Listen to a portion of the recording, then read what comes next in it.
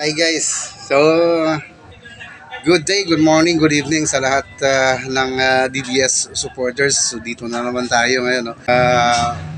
Ano to, kumbaga continuation to doon sa ginawa kong video kahapon.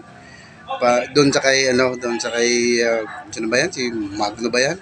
Maligno ba yan? Ano yan? Pag sure di ang Magno eh. Sus my God. Wala man gani kay ribatal ni Bugris, tanawa. Na puro na Bugris, tanawa. Narao.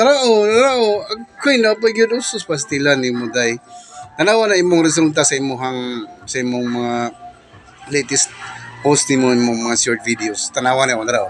Oh. Asa man diha karon ang ang imong mga viewers nawala, di ba?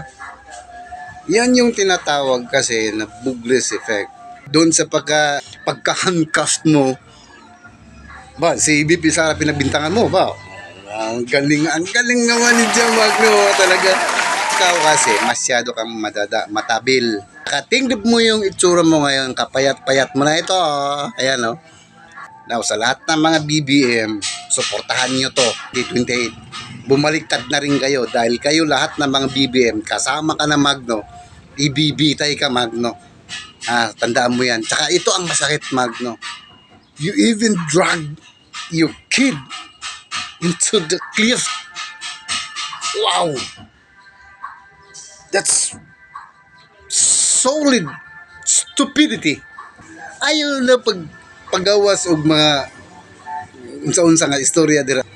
No holds barred na ni karong 2028. Ikaw diyang Magno.